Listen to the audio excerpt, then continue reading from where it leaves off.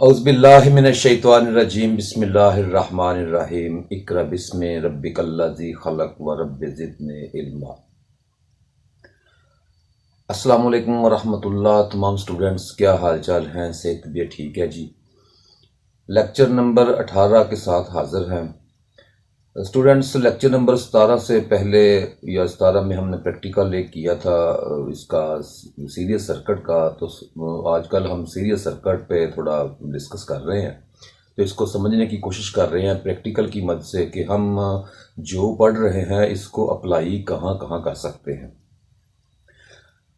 या हमें ये सीरीज सर्किट का जो हमने पढ़ा है, मुकम्मल कानून पढ़ा है या जिसको हम समझ रहे हैं सीरीज सर्किट ये होता है, इसके हमें फ़वाइद कहाँ कहाँ हैं। ठीक है जी।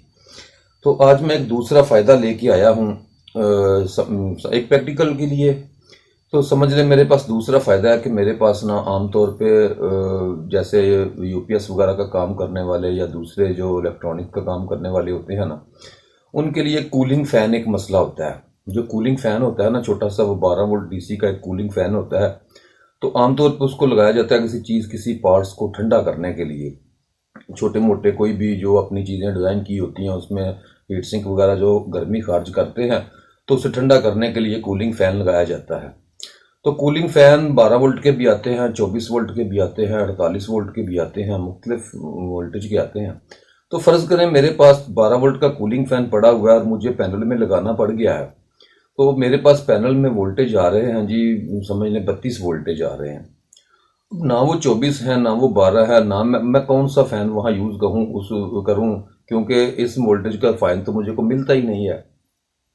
अगर 24 वोल्ट होते तो मैं 2 फ़ैन लेके उनको सीरीज में भी आपस में जोड़ देता, तो वो 24 वोल्ट पे दोनों फ़ैन बेहतरीन चलते रहते। सीरीज सर्किट में आमतौर पे हम उन चीज़ों को जोड़ते हैं जिनका जो होता है ना, वो लोड वो कांस्टेंट होता है। जैसे कूलिंग फ़ैन का लोड कांस्टेंट होता है, क्योंकि वो चल गया तो उसको रुकावट करने के लिए कोई चीज़ नहीं है। तो हवा को उसने फेंक रहे हैं, जितनी हवा वो, ना तो हमने हवा का प्रेशर कम बेश करना है, हल्का फुल्का कर भी लेंगे तो उसको असर नहीं पड़ेगा। तो ऐसे कुछ चीज़ें ऐसे होती हैं बिल्कुल जिनका लोड कांस्टेंट होता है। कोई हीटर हो गया, कोई फैन हो गया, कोई लाइट हो गई, बल्ब हो गया, वगैरह वगैरह। लेकिन याद रखें, ऐसी चीज़ें जिनका लोड वेरिएबल हो, मतलब बढ़ता या घटता हो वर्किंग के दौरान। कोई ऐसा सर्किट है जिसमें एलईडीज जल रही हैं, बुझ रही हैं, कोई आवाज़ ऑडियो का सर्किट जिसमें आवाज़ बढ़ रही है, कम हो रही है, गुफ्तगू के साथ साथ जैसे जैसे सिग्नल आता है वैसे वैसे उसकी करंट कम बेश होती है। जिस चीज़ में करंट एक जगह मुस्तहकम नहीं रहती, ऐसे किसी सर्किट्स को हम सीरीज के भरोसे वोल्टेज कम करके नहीं दे सकते, क्योंकि उसकी अपनी रेजिस्टेंस, उसकी अपनी करंट कम बेश होती है, जिसका मतलब है उसकी अपनी मजमूई रेजिस्टेंस कम बेश होती है। तो ऐसे सर्किट को अप्लाई भी नहीं करना चाहिए। वहाँ रेगुलेटेड वोल्टेज सर्किट इस्तेमाल किए जाते हैं।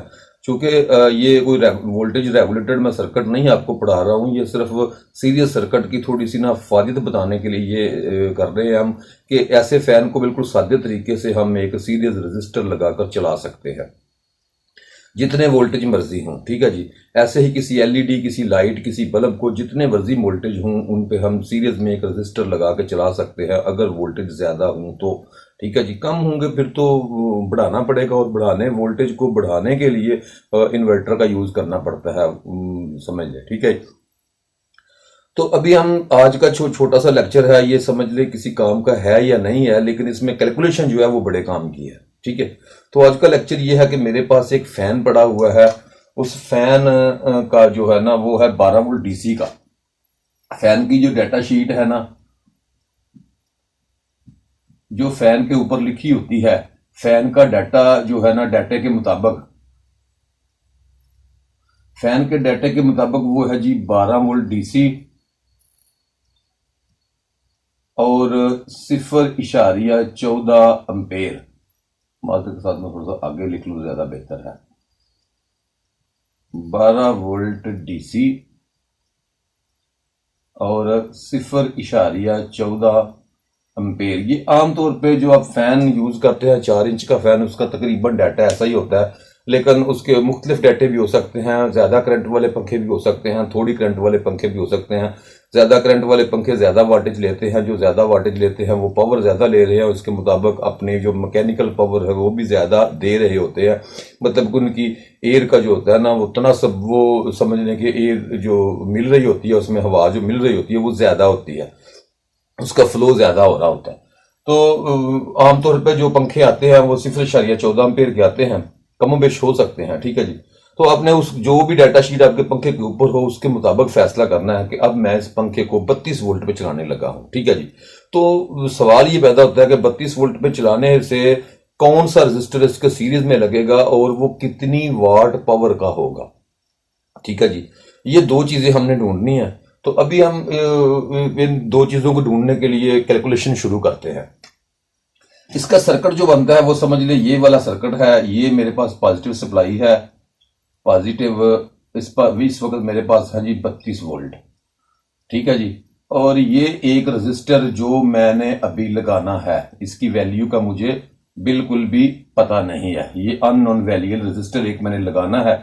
इसके नीचे मैं अपना फैन लगा देता हूं। फैन की कोई भी ड्राइंग हो सकती है, रजिस्टर भी आप इसमें बना सकते हैं, या फैन के लिए ऐसी एक ड्राइंग्स भी बना सकते हैं जो फैन की निशानदेही कर रही होती है। ये 3 पर से बनाते हैं आमतौर पे, ये आमतौर पे डिजाइन चलता है। ये फैन का एक निशान होता है, तो ये ग्राउंड या 0 वोल्टेज, ठीक है जी। ये आमतौर पे निशान हम 0 वोल्टेज के लिए बनाते हैं। इसका मतलब असूल के मुताबिक ये मतलब होता है कि ये जिस जगह पे ये निशान हो उस जगह से पॉइंट निकाल के आप जमीन में दबाएं, अर्थिंग करें। लेकिन इलेक्ट्रॉनिक्स में अर्थिंग के लिए जो सारा सर्किट मुकम्मल कंप्लीट करके तो फिर जो वायर बाहर निकाल के बाहर केस के ऊपर कोई स्टिकर लगा हो या कोई नट वगैरह निकाला हो उसको हम ग्राउंड करते हैं। अंदर सर्किट में स्कीमेटिक्स में हम इसको ग्राउंड वोल्टेज तस्वर करते हैं। ग्राउंड वोल्टेज एक नाम समझ रख दिया हमने, इसका 0 वोल्टेज तस्वर करते हैं। बेसिकली ये 0 वोल्ट या कॉमन पॉइंट होता है। कॉमन पॉइंट का मतलब ये होता है कि जिस पॉइंट से हमने उसको हमने रेफरेंस बना लिया, हवाले के लिए रख लिया, उस पॉइंट से दूसरे पॉइंट का हम पोटेंशियल डिफरेंस मालूम करते रहते हैं। मतलब उस पॉइंट से लेके हम देखते हैं यहाँ 2 वोल्ट आ रहे हैं, इस पॉइंट पे 4 वोल्ट आ रहे हैं, यहाँ 6 वोल्ट आ रहे हैं या 7 वोल्ट आ रहे हैं। वो एक पॉइंट उस आमतौर पर नेगेटिव पॉइंट जो होता है उसको कॉमन पॉइंट का नाम दिया जाता है। तो ये कॉमन पॉइंट होता है। अब कॉमन पॉइंट पंखे की नेगेटिव पंखे को कॉमन पॉइंट डायरेक्ट मिल गई और पॉजिटिव के नजदीक हमने एक रजिस्टर लगाना है। वो नेगेटिव के दरमियान भी लगा सकते हैं, याद रखिए इसके सीरीज में लगाना है पंखे का सीरीज। अभी पंखे के सीरीज में जैसे सर्किट के मुताबिक ये पंखा जरूरी नहीं है कि उसके पॉजिटिव में ही एक रजिस्टर लगा जाए, आप इसको नेगेटिव में भी रजिस्टर को लगा सकते हैं, ठीक है जी। तो ये एक सीरीज सर्किट हमने बना लिया। पंखे का डाटा था हमारे पास 12 वोल्ट डीसी 0.14 एम्पीयर। तो हम कितने रजिस्टर लगाएंगे तो हम इसको 32 वोल्ट पे इस्तेमाल कर सकेंगे और पंखा जो है वो खराब ना होने पाए। तो इससे मालूम करने के लिए हम कुलिये की तरफ चलते हैं। सबसे पहले हमें मालूम करना पड़ेगा कि सर्किट में से कितनी करंट गुजरेगी, ठीक है जी। मजमूई सर्किट जो बन गया है, ये दो चीजें जो सीरीज में जुड़ी हैं, इसमें से कितनी करंट गुजरेगी। तो हमें पहले ये बता दिया फैन डाटे ने कि यहां 0.14 एम्पीयर करंट गुजरेगी, क्योंकि ओवर करंट इसमें गुजरेगी तो पंखा जल जाएगा, ठीक है जी। ज्यादा ओवर गुजरेगी तो जल जाएगा, थोड़ी सी ओवर गुजरेगी तो उतनी स्पीड तेज कर देगा, उतना थोड़ा बहुत फर्क मतलब जितना भी आएगा। तो ज्यादा करंट मतलब कि मैकेनिकल तवानाई जो है उसको कन्वर्ट ज्यादा करेगा, थोड़ी करंट इसका मतलब है को थोड़ी तवानाई को तब्दील एक खास हद के बाद शायद वो चलेगा ही नहीं। लेकिन डाटे के मुताबिक हमने सप्लाई देनी होती है। याद रखें कोई भी चीज आपने इस्तेमाल करनी है ना, कोई भी पुर्जा कोई भी पार्ट्स, आज से आदत बना लें कि जब तक उसका डाटा नहीं मिल जाता, उसकी डाटा शीट वो बनाने वाली कंपनी क्या रिकमेंड करती है उसके लिए वो नहीं मिल जाता, उसे इस्तेमाल करने से पहले 10 बार सोचा करें, ठीक है जी। उसका एक स्टैंडर्ड तय करें। हमेशा काम डाटा शीट पे किया करें, हमेशा काम उसका जो भी होता है उसका पहले पता करें ये चीज है क्या, कंपनी क्या रिकमेंड करती है, रिकमेंडेशन पे काम किया करें, ठीक है जी। तो कंपनी ने रिकमेंड कर दिया इसको कि ये 12 वोल्ट डीसी है और 0.14 एम्पीयर लेगा जब 12 वोल्ट पे चल रहा होगा। इसका मतलब यह है कि अगर 12 वोल्ट से हम वोल्टेज बढ़ाएंगे तो इसके एम्पीयर भी बढ़ जाएंगे, वोल्टेज कम करेंगे तो एम्पीयर भी कम हो जाएंगे। तो हमने एम्पीयर ज्यादा कर दिया तो पंखा जल जाएगा, ज्यादा करंट गुजरेगी तो इसके अंदर से वो उतनी करंट गुजारने की अहलियत नहीं है तो ये जल जाएगा।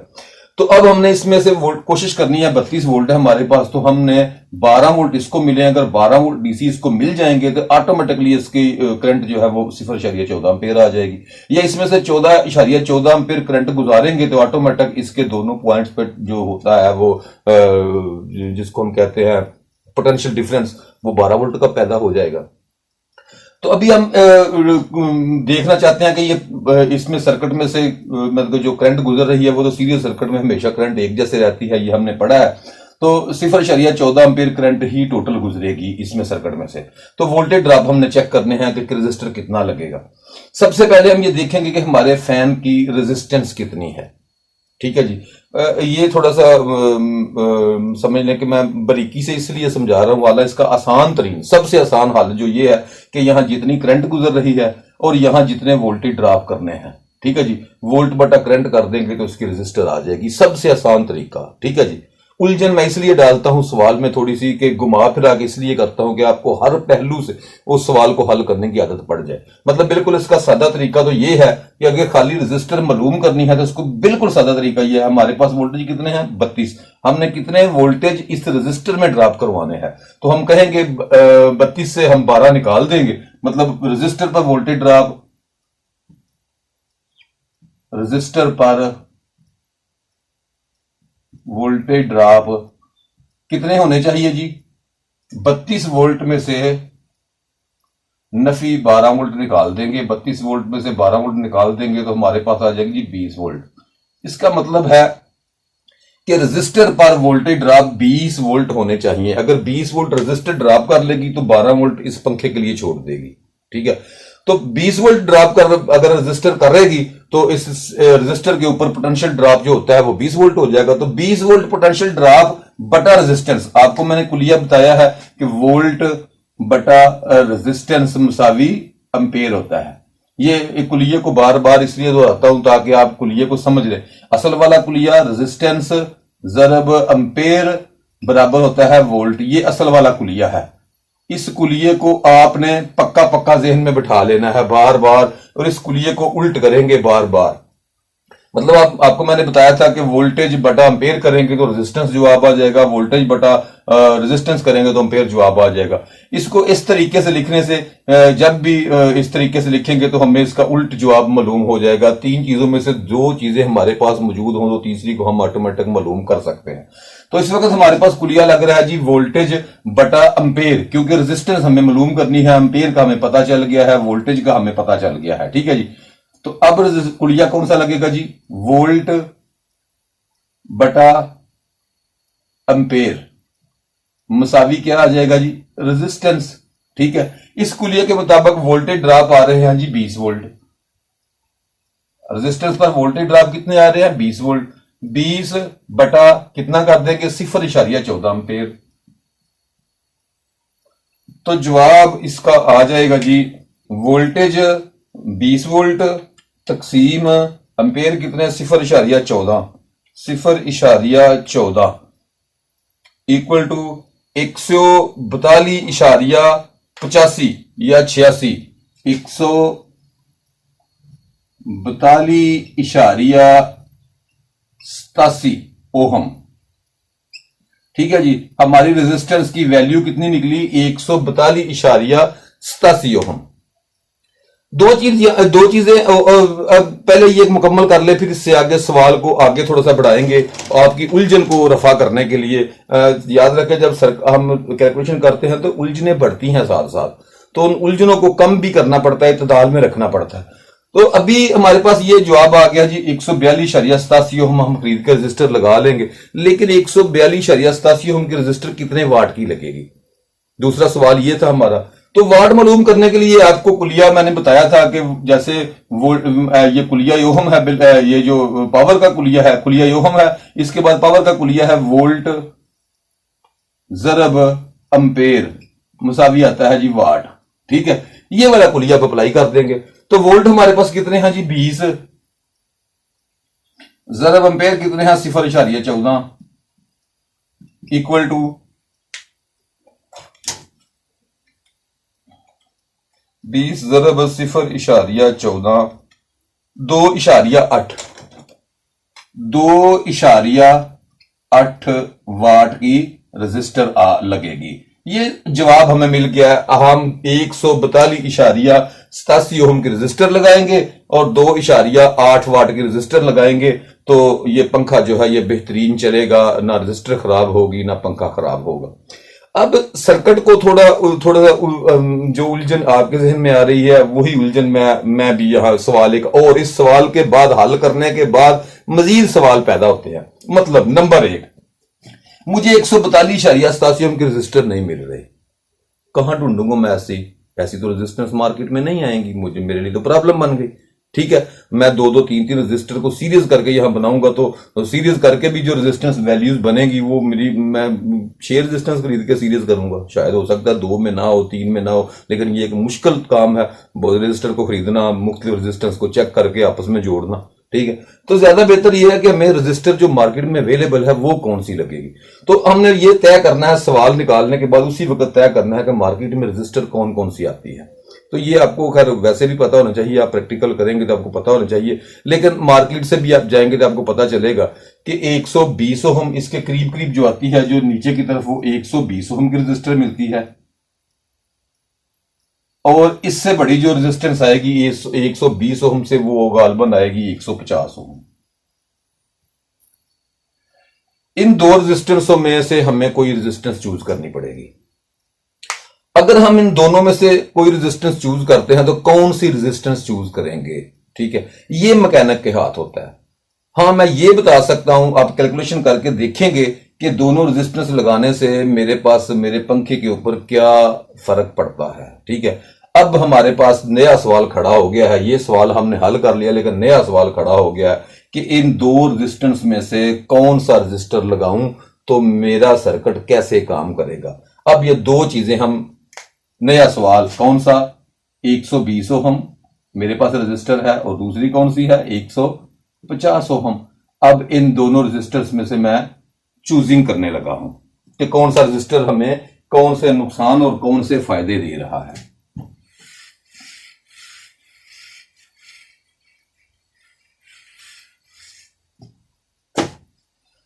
अब अगला क्रम क्या आ जाएगा? अब मेरे पास दो चीजें आ जाएंगी। तो सबसे पहले मैं मालूम करूंगा कि 120 ओम अगर मैं रजिस्टर लगाता हूं, 120 ओम का रजिस्टर लगाता हूं तो क्या होगा। तो उसके लिए मुझे सबसे पहले मालूम करना पड़ेगा कि 120 ओम तो इसकी रेजिस्टेंस ये तो मेरे पास आ गई, 120 ओम तो अब मेरे पास आ गई। ठीक है जी, ये तो मैंने तय कर लिया। इसकी रेजिस्टेंस कितनी होगी पंखे की, जो सीरीज में दूसरी रेजिस्टेंस है। तो सबसे पहले मैं इस पंखे की रेजिस्टेंस वैल्यू मालूम करनी पड़ेगी। तो पंखे की रेजिस्टेंस वैल्यू मालूम करने के लिए क्या करना पड़ेगा? वोल्ट बटा एम्पेयर करेंगे तो रेजिस्टेंस निकल आएगी। लिहाजा फैन की रेजिस्टेंस वैल्यू, फैन की रेजिस्टेंस वैल्यू क्या कुलिया लगेगा हमारे पास? वोल्ट बटा एम्पेयर बराबर आ जाएंगे रेजिस्टेंस। इस कुलिये के मुताबिक वोल्ट कितने हैं हमारे पास जी? हमारे पास पंखे के वोल्ट है जी 12 वोल्ट, पंखा 12 वोल्ट, क्योंकि पंखे को हमने 12 वोल्ट देने हैं। अब 32 वोल्ट को भूल जाए, अभी हम पंखे का डाटा मालूम करने लगे हैं। वोल्टेज 12 वोल्ट बटा रेजिस्टेंस कितनी? 0.14 एम्पेयर। तो जवाब आ जाएगा जी इसका 12 तकसीम 0.14, 87.71, 87.71। आप 71, हाँ 71 ही तकरीबन, या 715 कर लें। ठीक है जी, थोड़ा सा बरीक आ जाएगा। 71.715 के करीब, 714 कुछ आता है, लेकिन 715 का ये हमारे पंखे की रेजिस्टेंस है। फैन की रेजिस्टेंस वैल्यू जब पंखा चल रहा होता है तो जितनी करंट ले रहा होता है वो उस जरूरी नहीं उसके कॉइल की रेजिस्टेंस है, उसके अंदर एक सर्किट छोटा सा लगा है, वो अपनी तरतीब से उसको मोटर को वो सिग्नल बना के दे रहा है। आईसी वगैरह लगे होते हैं, पार्ट्स भी लगे होते हैं 2-3। तो चूंकि एक जैसा लोड रहता है उसके ऊपर, वो मखसूस जब वोल्टेज मिलते हैं वो अपना वर्किंग करना शुरू कर देता है और पंखा घूमना शुरू हो जाता है। तो एक जैसा लोड रहता है, कांस्टेंट लोड रहता है। तो हम टोटल जो लोड होता है ना समझ लें जितना भी उसमें करंट लेनी होती है, तो हम पोटेंशियल डिफरेंस उसके जो टर्मिनल पे है बटा जितनी वो करंट ले रहा है उसको करेंगे, तो हम उसकी एक ना ख्याली रेजिस्टेंस निकाल लेंगे कि ये पंखा इतनी रेजिस्टेंस क्या है। सिंपल सी बात है, इतनी रेजिस्टेंस होगी तो इतनी करंट उसमें से गुजरेगी। ठीक है जी, उसमें एक एक पुर्जे की रेजिस्टेंस नहीं चेक करने लग जाना, मजमूई रेजिस्टेंस पंखा जो भी अंदर बना हुआ है उसके बाद जो वायर्स बाहर निकली हैं उनकी मजमूई रेजिस्टेंस। तो मजमूई रेजिस्टेंस निकली 87.715 ओम। एक मिनट, अच्छा जी, ये 87। अब हम क्या करेंगे, हम सर्किट की मजमूई रेजिस्टेंस मालूम करेंगे। लिहाजा सर्किट की मजमूई रेजिस्टेंस, सर्किट की मजमूई रेजिस्टेंस कितनी हो जाएगी हमारे पास, R1 है इस वक्त 120 ओम और पंखे की रेजिस्टेंस हमारे पास ये 87.15 ओम। तो R1 जमा R2 के मुताबिक 87.715 जमा कितनी आ गई जी, 120 ओम। ठीक हो गया। टोटल हमारी रेजिस्टेंस कितनी आ गई, 120 ओम। टोटल इनको करेंगे 87.715 जमा 120 बराबर 207.715 207.715। मार्कर लगता थोड़ी सी स्याही कम हो गई है। अच्छा जी, 207.715 ओम रेजिस्टेंस निकल आई किसकी, सर्किट की मजमूई रेजिस्टेंस। अब मजमूई रेजिस्टेंस निकल आई है, फिर हम क्या मालूम करेंगे, फिर हम देखेंगे कि मजमूई रेजिस्टेंस में से पंखा कितने जो रेजिस्टर है ये कितने वोल्टेज ड्रॉप कर रहा है। अब हमें पता चल जाएगा 120 ओम का रेजिस्टर इतनी करंट पे कितने वोल्टेज ड्रॉप करेगा। तो करंट हमारे पास मौजूद है सर्किट की, हम करंट को अभी देखते हैं कि हमारी सर्किट की मजमूई करंट कितनी, ये सर्किट जो है इसकी मजमूई करंट कितनी होगी, पहले ये देखना पड़ेगा। सर्किट की मजमूई करंट, सर्किट की टोटल करंट या सर्किट की करंट, ठीक है, मजमूई ना भी लगाए तो यहां चल जाता है। सर्किट की करंट, सर्किट की करंट मालूम करने के लिए रेजिस्टेंस, वोल्टेज, कौन सा कुलिया, वोल्टेज बटा रेजिस्टेंस। ठीक है जी, वोल्टेज बटा रेजिस्टेंस बराबर क्या आ जाएगा जी, एम्पेयर। ठीक है, तो ये वाला कुलिया हम इस्तेमाल करेंगे। वोल्टेज हमारे पास कितने हैं जी, 32 बटा करंट हमारे पास कितनी आ गई, रेजिस्टेंस कितनी आ गई, 207.715 इक्वल टू 32 तकसीम 207.715 0.154 0.154 एम्पेयर। ठीक है जी, ये सर्किट की। अब पंखे के एम्पेयर कितने हो जाएंगे, 0.154 एम्पेयर। 0.14 मतलब 140 मिली एम्पेयर, यहां 154 मिली एम्पेयर बन जाते हैं। थोड़े सी करंट बढ़ जाएगी पंखे की। वोल्टेज ड्रॉप कितने पंखे के ऊपर होंगे, वोल्टेज ड्रॉप मालूम करने के लिए हम रेजिस्टेंस बटा करंट कर देंगे। तो पंखे की रेजिस्टेंस मालूम करके वोल्टेज, पंखे के वोल्टेज ड्रॉप निकाल लें या आप रेजिस्टेंस के वोल्टेज ड्रॉप निकाल लें। अगर रेजिस्टेंस के वोल्टेज ड्रॉप निकाल लेंगे तो 32 वोल्ट में वोल्टेज ड्रॉप निकालेंगे वो वाले, तो पंखे के वोल्टेज बच जाएंगे। लेकिन अगर पंखे के डायरेक्ट मालूम कर लेंगे तो मतलब आपको पता चलेगा पंखे कितने वोल्टेज ड्रॉप कर रहा है। तो फैन के वोल्टेज ड्रॉप अब बनेंगे,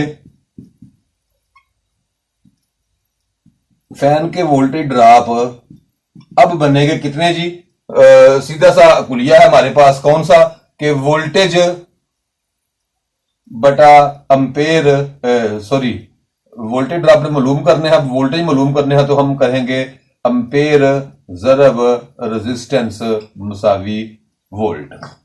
तो एम्पेयर हमारे पास कितने आ गया, 0.154। तो वोल्टेज हमारे पास, करंट रेजिस्टेंस हमारे पास कितनी आ गई, पंखे की रेजिस्टेंस 87.715। तो अब हम एम्पेयर 0.154 ज़रब रेजिस्टेंस कितनी, 87.715 बराबर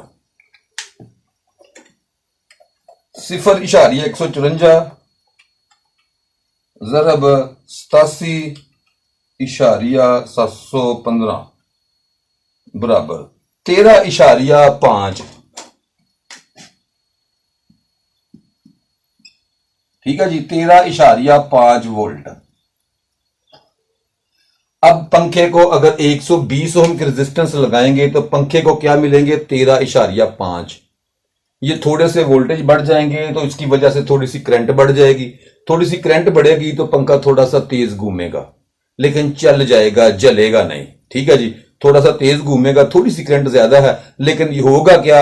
अब पंखे बनाने वाला जो मैन्युफैक्चर है उसने ये समझ ले तय किया हुआ है कि मेरा ये पंखा इतनी करंट पे, इस डाटे पे जो जेन्युइन डाटा है इस पे ज्यादा से ज्यादा जिंदगी, क्योंकि उसने कोशिश ये करनी होती है वो वाला डाटा लिखूं जिस डाटे से पंखे की लाइफ ज्यादा से ज्यादा हो। तो समझ लें कि अगर थोड़ी सी हम करंट उसको ज्यादा दे के चला रहे हैं, ज्यादा तेजी से चला रहे हैं, तो ऑटोमेटिकली समझ लें को 2-4 दिन उसकी लाइफ कम हो जाएगी। लेकिन अगर थोड़ा सा कम लोड पे चलाएंगे तो वही लाइफ 2-4 दिन बढ़ भी सकती है। ठीक है, तो अब हमने जैसे 120 ओम लगा के हमने ये कुलिये के मुताबिक चेक कर लिया, वैसे ही हम दूसरा तरीका हम 150 ओम रजिस्टर लगा के भी इसको चेक कर सकते हैं। आपने ऐसा करना है कि अब 150 ओम का रजिस्टर लगा के आपने खुद एक सवाल को और मुझे मैसेज करके इस जो नीचे जो है ना कमेंट्स, वहां कमेंट्स में आपने बताना है कि अगर हम रजिस्टर जो है वो 150 ओम का लगा लें तब हमें कितने वाट और पंखे को कितने वोल्टेज मिलेंगे, और रजिस्टर के वाटेज भी आपने मालूम करने हैं। ठीक है जी, यहां मैं 120 ओम रजिस्टर के अब वाटेज मालूम नहीं कर रहा, मैंने आधा सवाल समझा के, ये मैं इससे पहले मैंने आपको रजिस्टर के वाटेज मालूम करने का तरीका बताया था। तो अभी मैं जितना सवाल मैंने कर दिया, इससे आगे आपके लिए एक सवाल खड़ा करता हूं। अब सवाल क्या है कि अब मैं रजिस्टर 150 ओम की यहां लगाने लगा हूं। अब रजिस्टर 150 ओम की लगे तो मेरा सवाल यह है कि रजिस्टर की पंखे पर वोल्टेज ड्रॉप, आपने मुझे पंखे पर वोल्टेज ड्रॉप बताने हैं कितने होंगे, और आपने मुझे रजिस्टर पर वाट, रजिस्टर कितने वाट पावर ले रहा है, रजिस्टर के वाट, बस है यही गल है। आप मुझे रजिस्टर के वाट बताने हैं। ठीक है जी, दो चीजें मुझे आपने बतानी है कमेंट्स में। कैलकुलेशन करें, अब पकड़ें जो है अपना कैलकुलेटर और मुझे कमेंट्स में जरूर बताएं। ये दो जवाब आपने बताने हैं कि अगर रजिस्टर 150 ओम का लग जाए, पंखे का डाटा मैंने लिख दिया है 12 वोल्ट डीसी इशारिया 14 एम्पीयर का है, अगर 150 ओम का रजिस्टर मैं लगा दूं सीरीज में तो रजिस्टर कितने वाट का लगेगा और फिर पंखा कितने वोल्टेज ड्रॉप पे चलेगा। ठीक है जी, ये सवाल हल करने के साथ साथ एक छोटा सा मैसेज है मेरा आपके लिए। वो ना मेरा ना चैनल जो है ना उसका वॉच टाइम इतना ज्यादा नहीं हो रहा, थोड़ा सी अभी नया जो है इंशाल्लाह हो जाएगा। ये भी मुझे कोई मसला नहीं, क्योंकि मुझे ऐसी कोई प्रॉब्लम नहीं है कि ये फौरी तौर पे ग्रो करे, और मुझे लाजमी बात है अगर मैं फारग हूं तो अब मैंने मेरा एक माइंड भी है थोड़ा सा कि मेरी इनकम भी यहां से आ जाए, लेकिन मेरा असल मकसद खैर इनकम नहीं है, ये आप अपने जहन में रख लें। ये मेरा रब जानता है, मेरा असल मकसद इनकम नहीं है। ठीक है जी, इनकम मकसद है लेकिन असल मकसद इनकम नहीं है, असल मकसद मेरा पढ़ाना है। ठीक है जी, ये मेरा शौक है पढ़ाना। दूसरी चीज ये है कि वो ना मैं एक दोस्त के मशवरा है थोड़ा सा कि सर अपने ना जिंदगी के बारे में कुछ बताया करें थोड़ा थोड़ा, अपनी जो आपने अपनी जिंदगी में जितनी ज्यादा मेहनत की है। कुछ लोग मुझे बचपन से जानते हैं कि मैं किन हालात से गुजर के तो इस मुकाम पर पहुंचा हूं अल्लाह के फजल से। ये अल्लाह का खास करम है, अल्लाह का खास फजल है। आप मुझे इतना जानते नहीं हैं, लेकिन जो लोग मुझे जानते हैं उनको पता है कि अल्लाह ने मुझे कितनी इज्जत से यहाँ नवाजा हुआ है इस मामले में, इस फील्ड में खासकर। तो दूसरी बात यह है कि मैं वो हालात भी छोटे मोटे, उन्होंने कहा कि सारा अपना कभी कभी एक अलहदा ये जो मेरी बनी होती है ना, समझ लें जिसको प्ले लिस्ट कहते हैं, इस प्ले लिस्ट में तो मैं कोई और चीज़ खैर ऐड नहीं करूँगा। ये प्ले लिस्ट में सिर्फ यही कंटेंट चलेगा। तो इसके अलावा मैं एक प्ले लिस्ट बना के वहाँ को तफरीह वगैरह के लिए थोड़ा बहुत मतलब मैं कभी पोइट्री भी करता था, शायरी भी करता था अपने एक वक्त में। तो वो भी इंशाल्लाह मैं हल्की फुल्की शायरी की वीडियोस भी अपलोड किया करूँगा, कभी कभी वो बहुत ज़्यादा मतलब नहीं।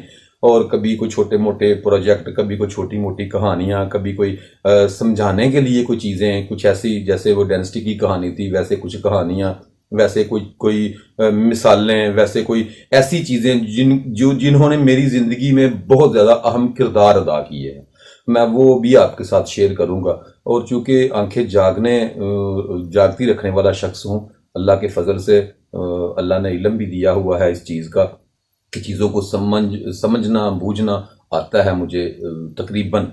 ठीक है, बाकी ये नहीं ये मेरा कोई दावा है, ये खुदा का फजल है। ठीक है जी, ये अल्लाह का फजल होता है, वो जिस पे चाहे कर दे, वो चाहे बकरियां चराने वाले पे कर दे, वो चाहे किसी और पे कर दे, ये उसकी मर्जी है सारी।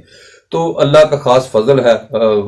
ये नहीं कि हर मेरी बात तकरीबन दुरुस्ती हो या दुरुस्त ही हो, जरूरी नहीं है, हो सकता है कभी मतलब मुझे ऐसा भी मालूम हो, लेकिन मेरी जो मैं थिंकिंग करता हूँ, जितना अल्लाह ने मुझे इल्म दिया है या जितना अल्लाह ने मुझे किसी चीज को सोचने की सलाहियत दी है, उसके मुताबिक मैं जो फैसले करता हूं या जो चीज समझता हूं वो आपके सामने रख सकूं।